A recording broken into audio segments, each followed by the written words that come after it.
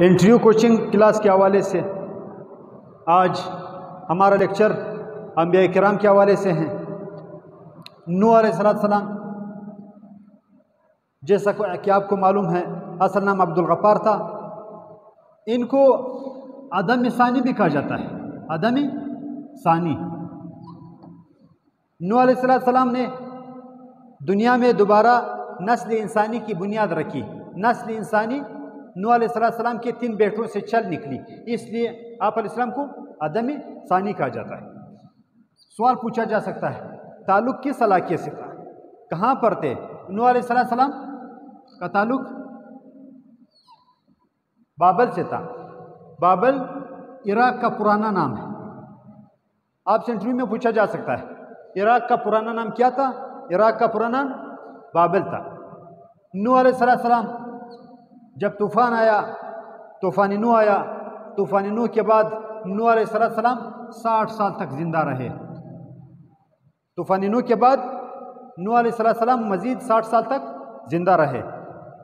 کل عمر حضرت نوح علیہ السلام کی 1050 سال تھی۔ 1050 سال آپ علیہ السلام کی کل عمر تھی۔ 950 سال تک 950 سال تک آپ علیہ السلام دین کی تبلیغ و ترویج کرتے رہے۔ اس محنت کی وجہ سے کل 80 یا 82 افراد نے اسلام قبول کیا۔ کل 80 یا 82 افراد نے اسلام قبول کیا۔ نوح علیہ السلام کا اصل نام جس طرح پہلے بھی میں نے بتایا عبد الغفار تھا۔ نوح کیوں پڑھا؟ کیا وجہ تھی کہ نوح علیہ السلام کہنے لگے؟ آپ علیہ السلام کو نوح اس وجہ سے کہا جاتا ہے کہ آپ علیہ السلام زیادہ امت کی فکر میں، امت کے غم میں زیادہ گل رہے تھے، زیادہ رو رہے تھے، جس کی وجہ سے آپ علیہ السلام کا نام تاریخ میں نوح پڑ گیا۔ حدیث میں رسول اللہ صلی اللہ علیہ وسلم کی حدیث میں نوح علیہ السلام پہلے پیغمبر ہے جن کو اول المرسل کہا جاتا ہے۔ اول المرسل۔ آپ فرق سمجھنے کی کوشش کریں، انٹرویو میں پوچھا جا سکتا ہے نبی، رسول، پیغمبر، اس میں کیا فرق ہے؟ یہ بعد میں پھر آئے گا انشاءاللہ۔ تو سب سے پہلا رسولوں کی تعداد، اس کو سمجھنے کی کوشش کریں۔ رسولوں کی تعداد 313 ہے۔ اس میں سب سے پہلا رسول نوح علیہ السلام۔ آدم علیہ السلام رسول نہیں تھے، شیس علیہ السلام رسول نہیں تھے۔ سب سے پہلا جو رسول ہے حضور صلی اللہ علیہ وسلم نے ہمیں بتایا، حدیث کی کتابوں میں آیا ہے، اول المرسل وہ نوح علیہ السلام تھے۔ آپ نے رسولوں کا آغاز کرنے والے آپ تھے۔ آپ پر صحیفے نازل ہوئے۔ سوال پوچھا جا سکتا ہے حضرت نوح علیہ السلام پر 10 صحیفے نازل ہوئے۔ اب آتے ہیں حضرت ہود علیہ السلام کی طرف۔ ہود علیہ السلام کو اللہ تعالیٰ نے قوم عاد کی طرف بھیجا۔ ہود علیہ السلام قوم عاد کی طرف آئے، ان کی رہنمائی کے لیے اللہ تعالیٰ نے مبعوث فرمایا۔ علاقہ کون سا ہے؟ حضرت ہود علیہ السلام کا علاقہ حضر موت ہے۔ حضر موت یہ اس وقت موجودہ دور میں سعودی عرب میں واقع ہے، حضر موت کا علاقہ۔ حضرت ہود علیہ السلام حضرت نوح علیہ السلام کے بیٹے سام کے اولاد میں سے۔ سوال یہ پوچھا جاتا ہے حضرت ہود علیہ السلام حضرت نوح علیہ السلام کے کس بیٹے کے سلسلے میں آئے؟ حضرت ہود علیہ السلام حضرت نوح علیہ السلام کے بیٹے سام کے اولاد میں سے تھے۔ سام کی اولاد میں سے تھے۔ 40 سال میں اللہ تعالیٰ نے نبوت دی۔ 40 سال میں اللہ تعالیٰ نے نبوت دی۔ یہ دا ایج آف میچورٹی کہا جاتا ہے۔ 40 سال کو وہ عمر ہے جس میں بندہ میچور ہو جاتا ہے۔ پورے 50 سال تک حضرت نوح علیہ السلام نے 950 سال تبلیغ کی، جبکہ حضرت ہود علیہ السلام نے صرف 50 سال تک اپنی قوم کی رہنمائی سر انجام دی۔ لیکن قوم کس طرح کی قوم تھی؟ سوال پوچھا جاتا ہے۔ حضرت ہود علیہ السلام کی قوم عاد نہایت طاقتور، وجہ اور لمبے قد والے لوگ تھے۔ نہایت طاقتور تھے، اپنے طاقت کی وجہ سے، اپنی قوت کی وجہ سے وہ نہایت فخر محسوس کرتے تھے، اور انہوں نے اللہ تعالیٰ سے عذاب کا مطالبہ کیا کہ ہم پر عذاب بھیجا جائے۔ ان پر کون سا عذاب آیا؟ سوال انٹرویو میں یہ کیا جاتا ہے ہود علیہ السلام کی قوم پر کون سا عذاب آیا؟ ہود علیہ السلام کی قوم پر ڈراؤٹ، خشک سالی آئی، خشک سالی آئی۔ انہوں نے اپنی طرف بادلوں کو آتا ہوا دیکھا، لیکن بادلوں میں کیا تھا؟ بارش نہیں تھی، بلکہ اس میں شدید خوفناک آندھی تھی، ایک کالی آندھی آئی، جس کی وجہ سے یہ پوری کی پوری قوم اللہ تعالیٰ کے غضب میں گرفتار ہوئی، اور یہ قوم جو ہے وہ تباہ و برباد ہوئی۔ اس کے بعد آتے ہیں صالح علیہ السلام کی طرف۔ صالح علیہ السلام کو اللہ تعالیٰ نے قوم سمود کے لیے مبعوث فرمایا۔ سمود یہ قوم عربی زبان بولتی تھی۔ انٹرویو کا سوال ہے، قوم سمود کی زبان کون سی تھی؟ قومی زبان، ان کی قومی زبان عربی تھی۔ حضرت صالح علیہ السلام سے ایک معجزے کا مطالبہ کیا گیا۔ وہ معجزہ کیا تھا؟ وہ معجزہ اونٹنی کا معجزہ تھا۔ حضرت صالح علیہ السلام سے ان کی قوم نے ایک معجزہ طلب کیا کہ اگر آپ واقعی اللہ کے رسول ہیں تو آپ اس پہاڑ سے ایک اونٹنی کو نکالیں۔ حضرت صالح علیہ السلام کی دعا سے ایک پہاڑ سے ایک گابن اونٹنی برآمد ہوئی، جس کو قرآن مجید نے ناقۃ اللہ کہا ہے۔ اس اونٹنی کو ناقۃ اللہ کہا جاتا ہے۔ صالح علیہ السلام کہ قوم نے اس اونٹنی کے ساتھ کیا سلوک کیا؟ صالح علیہ السلام نے قوم کو یہ تاکید کی کہ یہ ناقۃ اللہ ہے، یہ اللہ تعالیٰ کی طرف سے ایک معجزہ ہے، آپ نے اس کا خیال رکھنا ہے۔ لیکن انہوں نے خیال نہ رکھا۔ انہوں نے ان میں سے اونٹنی کو کس نے ذبح کیا؟ اونٹنی کو کس نے ہلاک کر ڈالا؟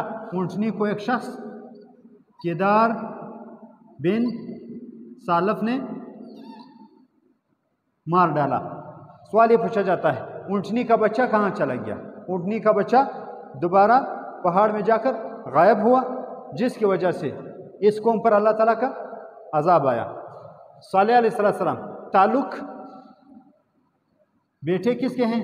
حضرت نوح علیہ السلام کے بیٹے سام کی اولاد میں سے۔ آپ کا علاقہ، حضرت صالح علیہ السلام کا علاقہ کون سا ہے؟ حضرت صالح علیہ السلام کے علاقے کو الحجر کہا جاتا ہے۔ حضرت صالح علیہ السلام کا علاقہ الحجر کے نام سے مشہور ہے۔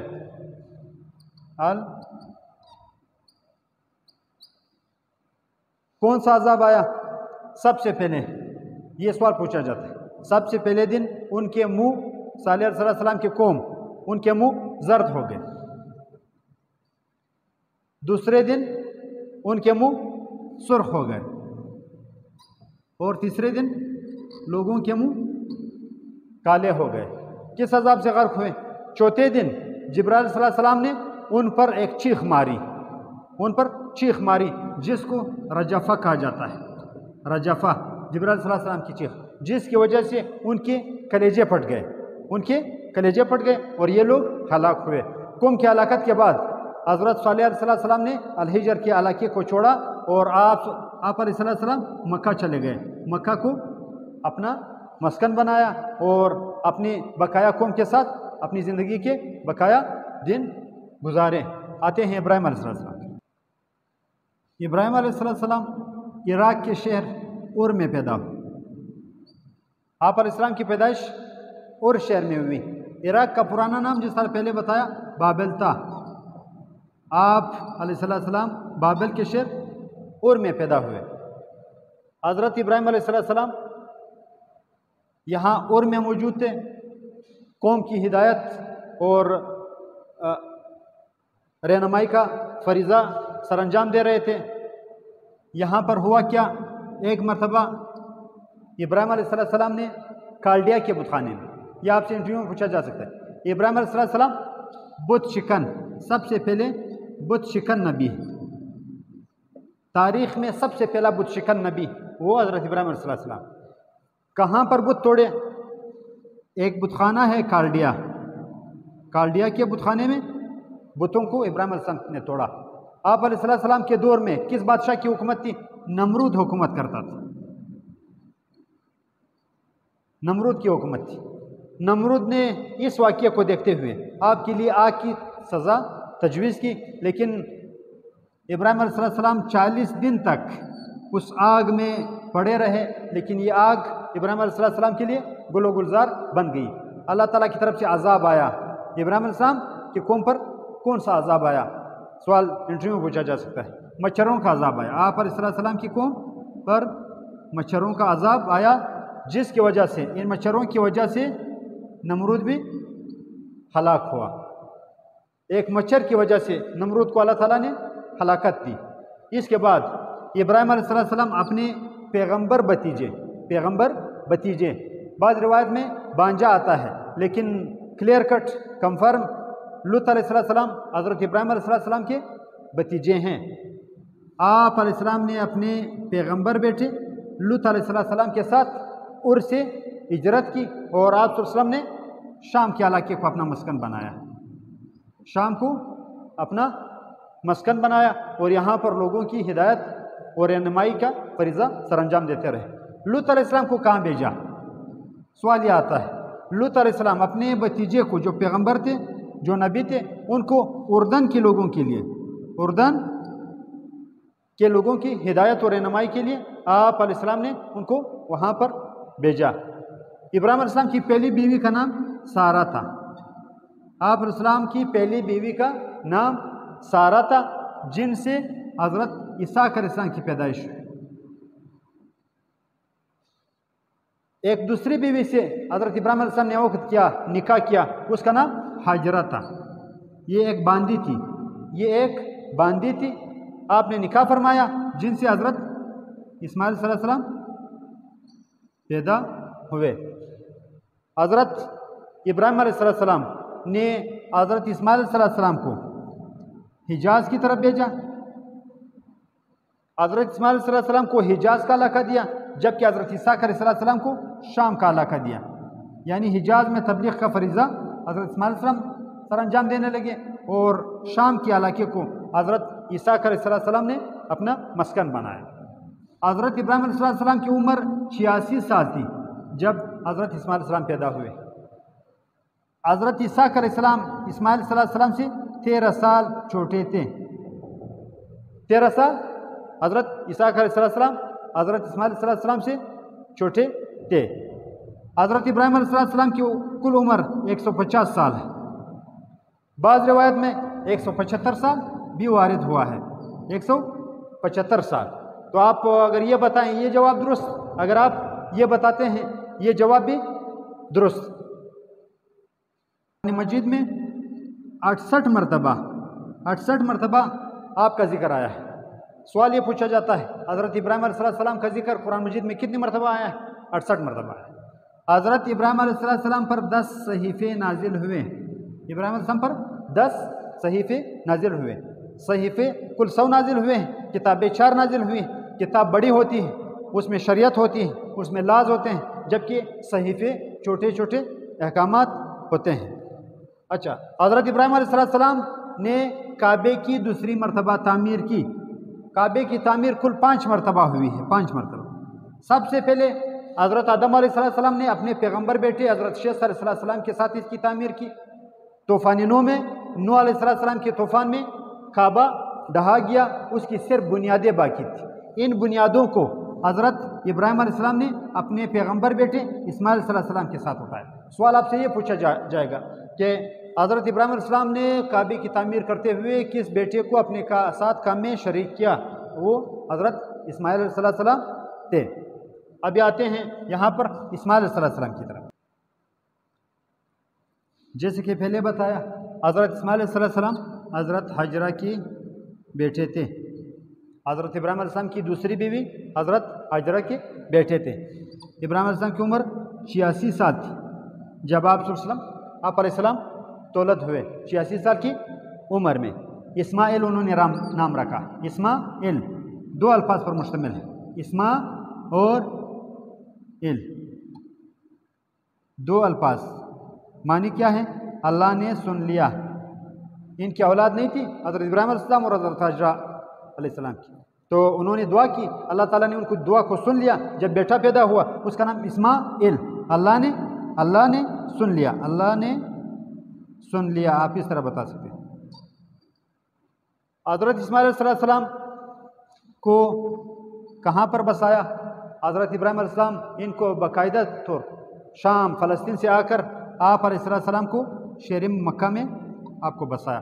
مکہ کا نام اس واقعے کے لحاظ سے بکا آیا ہے، بکا آیا ہے، اور اس واقعے کے حوالے سے ایک دوسرا نام بھی آیا ہے، وادی بواد غیر ذی زرع۔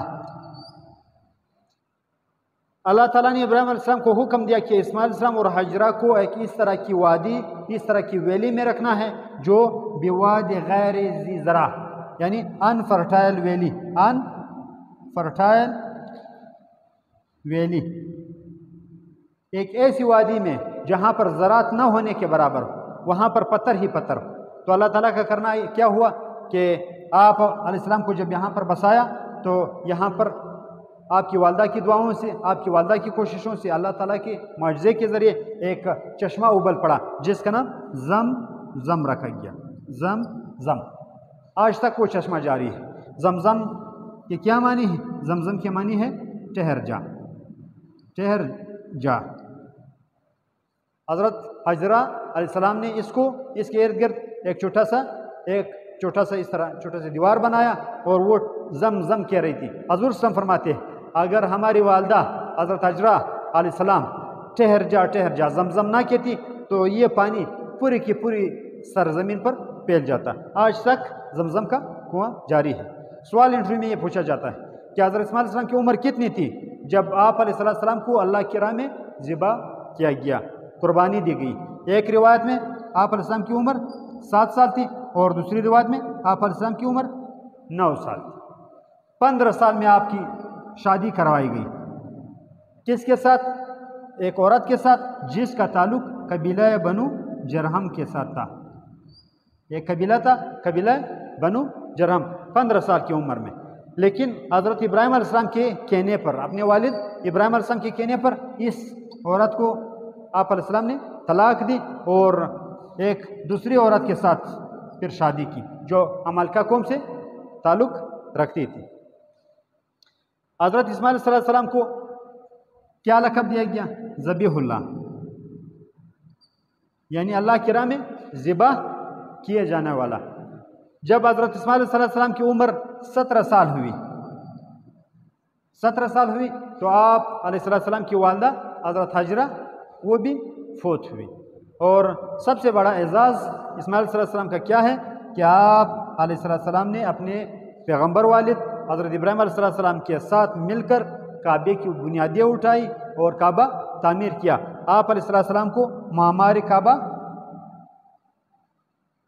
بھی کہا جاتا ہے۔